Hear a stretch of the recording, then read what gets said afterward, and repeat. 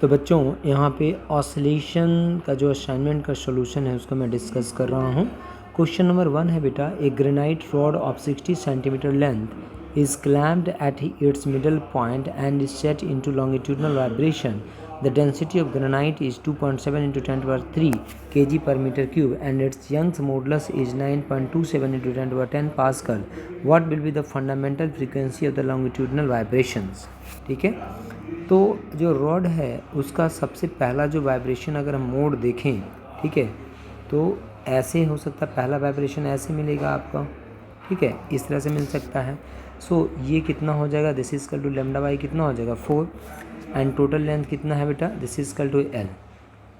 ठीक है, so lambda by 2 lambda by 4 plus lambda by 4 is equal to lambda by 2 is equal to कितना हो जाएगा L. So lambda is equal to कितना हो जाएगा 2L. सो वेव का स्पीड कितना होता है बेटा, सो वेव का स्पीड v इजकल टू होता है रूट अंडर गामा अपॉन कितना होता है रो होता है. सो फ्रीक्वेंसी इजकल टू कितना हो जाएगा f equal to v upon कितना lambda. So this is equal to f equal to 1 upon 2L root under gamma upon कितना रो. गामा यंग्स मॉडुलस आपको गिवन है, डेंसिटी आपको गिवन है, सब वैल्यू जब पुट करोगे बेटा तो 5 यहाँ पे आ जाएगा आपका 5 किलो हर्ट्ज आंसर आ जाएगा. This is the correct answer. Next question है बेटा, an observer is moving with half the speed of light towards a stationary microwave source emitting waves at frequency 10 gigahertz. What is the frequency of the microwave measured by the observer? A speed of light is equal to 3 into 10 power 8 meter per second. So हम जानते हैं कि as the observer is moving toward the source, the frequency of wave emitted by the source will be given by the जो formula होता है बेटा frequency of observed is equal to होता है frequency actual into 1 plus V upon C divided by 1 minus V upon C and power कितना होता है 1 upon 2. So V upon C is equal to यहाँ पे क्या गिवन है, दिस इज़ 1 अपॉन 2 हो जाएगा. So this is equal to F observed and F observed is equal to F actual into this is 3/2 and plus कितना हो जाएगा 1/2 एंड दिस इज़ पावर कितना 1 अपॉन 2. क्योंकि यहाँ पे देखो बोला है कि an observer is moving half the speed of the light. ठीक है, सो v अपॉन सी, तो हाफ स्पीड लाइट मतलब v इजकल टू कितना हो जाएगा, दिस इज c/2, तो c/2 upon C is equal to कितना 1 अपॉन 2. जब इसकी वैल्यू यहाँ पे पुट करोगे तो 1 प्लस 1/2, सो दिस इज 3/2 और नीचे 1 minus 1/2, so this is 1/2. So this is equal to हम देखें तो f observed and this is equal to 10 root कितना था यहाँ पे ये 10 गीगाहर्ट्ज़. ठीक है, 10 गीगाहर्ट्ज़ है तो f जो एक्चुअल है उसकी वैल्यू 10 गीगाहर्ट्ज़ है. तो 10 इंटू ये 2 कट जाए तो 3 का पावर कितना 1 अपॉन 2 मतलब रूट 3 इंटू कितना हो जाएगा 10 gigahertz. So this is equal to root 3 1.732 into 10, this is the gigahertz. So this is equal to 17.32 क्या हो गया gigahertz. This is the answer. खत्म. यहाँ पे बेटा uniform string of length 20 metre is suspended from a rigid support से. यहाँ पे एक रॉड है जो कि सस्पेंडेड है यहाँ से रिजिड सपोर्ट से. ठीक है, a short wave pulse is introduce at the lower and.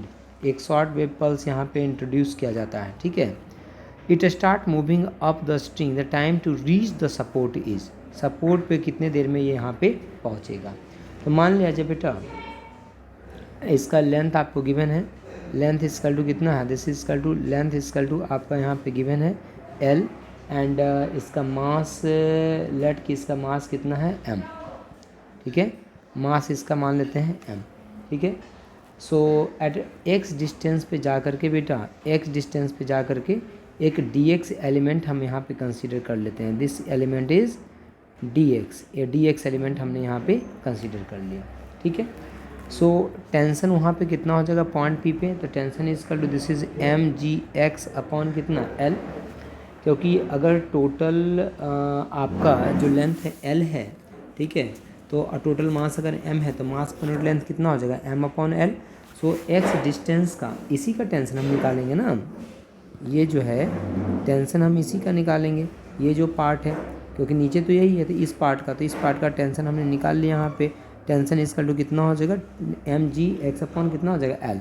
So point P पे वेलोसिटी कितनी हो जाएगी, so velocity is equal to root under this is M G X upon L and divided by M upon कितना हो जाएगा L. So V is equal to कितना हो जाएगा, दिस इज रूट अंडर कितना हो जाएगा जी एक्स, ठीक है, V is equal to root under ji X and V is equal to कितना होता है, this is D X upon कितना होता है D T and D X upon D T is equal to कितना होता है, so this is equal to root under कितना हो जाएगा यहाँ पे जी एक्स हो जाएगा, तो this is root under ji x. So अगर इंटीग्रेट करोगे आप तो यहाँ से क्या हो जाएगा D X upon root under X is equal to root under G into कितना डी टी। इंटीग्रेट कर दो कहाँ से कहाँ, तो यहाँ पे इंटीग्रेट करेंगे 0 to 20, तो यहाँ पे इंटीग्रेट करेंगे 0 से कहाँ तक टी तक। सो दिस इजकल टू जब इसको सॉल्व करोगे बेटा तो टी इजकल टू 2√2 कितना आ जाएगा सेकेंड आ जाएगा, this is the answer. Next में है बेटा a pipe open at both end has a fundamental frequency f in air, the pipe is dipped vertically in water so that half of it is in water, the fundamental frequency of air column is now. ठीक है, तो सबसे पहले अगर यहाँ पे एक air column है, ठीक है, अगर है यहाँ पे तो पहला जो वेव बनेगा उसमें बेटा इस तरह का वेव बनेगा यहाँ पे, ठीक है, इस तरह का वेव यहाँ पे बनेगा। इसका लेंथ कितना है, दिस लेंथ इजकल टू कितना हो जाएगा एल। नाउ लेमडा बाई 2 जो फर्स्ट वेव बनेगा लेमडा बाई 2 इजकल टू कितना हो जाएगा एल। ओपन एंड में यही होता है ना, इसी तरह का पहला वेव बनेगा यहाँ पे और जो वेव बनेगा तो इसका टोटल वेवलेंथ कितना होगा, this is equal to lambda by 2 क्योंकि हाफ वेव बना है तो lambda by 2 is equal to L. So lambda is equal to कितना हो जाएगा 2l। So frequency is equal to कितना v इजकल टू कितना, व्हाट इज़ v, तो v is equal to frequency into lambda. So this is equal to frequency is equal to कितना, तो v upon lambda, so this is equal to v upon कितना 2l। Now अगर half को आपने deep कर दिया वाटर में तो यहाँ तक मान लीजिए वाटर आ जाएगा तो कैसा वेव बनेगा, ऐसा वेव बनेगा। अब लेंथ कितना हो जाएगा, this is equal to l by 2, तो ये वेव कितना बनेगा आपका, ये जो वेव बनेगा lambda by 4। So this is equal to फिर से वही हो जाएगा बेटा लेमडा बाई 4, ये हो जाएगा तुम्हारा कितना lambda by 4। So lambda by 4 is equal to l by कितना 2। So this is equal to lambda by 4 is equal to l by 2। So this is equal to यहाँ पे हो जाएगा लेमडा इजकल टू कितना 2l।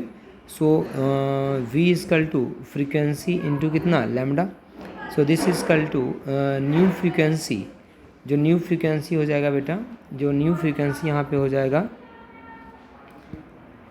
जो न्यू फ्रीक्वेंसी हो जाएगा F dash and F dash is equal to V upon कितना lambda.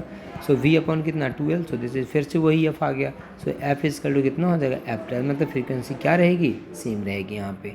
The fundamental frequency of the air column is now f equal to F.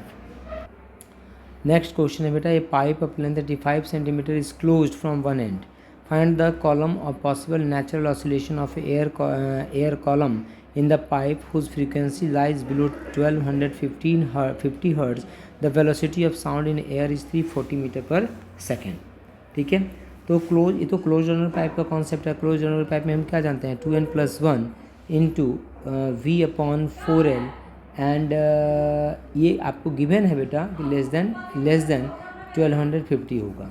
So this is equal to, अगर हम यहाँ पे देखें तो 2n+1 and less than 1250 into 4l upon कितना हो जाएगा v।